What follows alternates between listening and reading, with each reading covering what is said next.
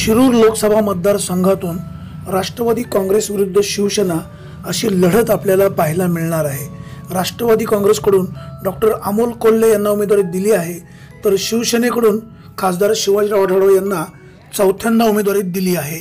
शिवाजीराव आढळराव यांचे वय 62 वर्ष असून शिक्षण इंटरमिजिएट आर्ट्स असून डॉक्टर अमोल कोल्हे यांचे वय 38 आहे, तर शिक्षण MBBS पर्यंत झाले आहे। या निवडणुकीमध्ये खासदार शिवाजीराव आढळराव यांच्या अनेक जमेच्या बाजू आहेत। विद्यमान खासदार म्हणून मतदारसंघातील विकास कामे मार्गी लावण्यामध्ये त्यांना यश आले आहे। मागील 15 वर्षापासून मतदारसंघात त्यांचा दांडगा संपर्क आहे। जुन्नर, खेड, शिरूर व हडपसर या 4 मतदारसंघात भाजपा शिवसेनेचे आमदार आहेत। हडपसर मतदारसंघात शिवसेनेची मोठी ताकदही आहे। राष्ट्रवादी काँग्रेसचे उमेदवार डॉक्टर अमोल कोल्हे यांच्याही काही जमेच्या बाजू नक्कीच आहे। स्वराज्य रक्षक संभाजी या मालिकेच्या माध्यमातून डॉक्टर अमोल कोल्हे घराघरामध्ये पोहोचले आहेत। पूर्वी शिवसेनेचे होते, त्यामुळे शिवसेनेतील मित्रपरिवाराबरोबर त्यांची चांगली मैत्री आहे। मनसेचा जाहीर त्यांना पाठिंबाही आहे। जुन्नर, खेड, शिरूर, आंबेगाव आणि हडपसर या 5 विधानसभा मतदारसंघात काँग्रेस राष्ट्रवादी काँग्रेसचे प्राबल्यही आहे। विशेष म्हणजे तरुणांचा त्यांना मोठा प्रतिसादही मिळत आहे।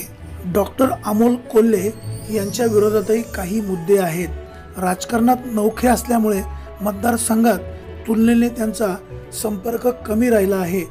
कलाकार की राजकारण असा संभ्रम मतदारांमध्ये आहे। डॉक्टर अमोल कोल्हे यांना मतदारसंघातील समस्यांची जाण काही अंशी कमी आहे।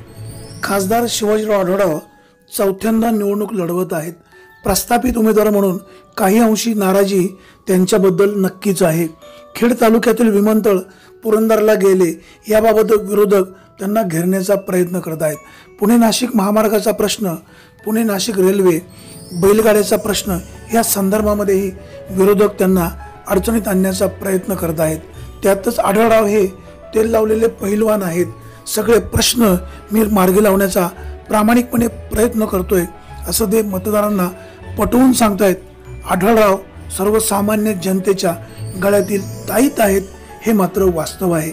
या मतदारसंघामध्ये नेता विरुद्ध अभिनेता असा सामना रंगताना पाहायला मिळतोय।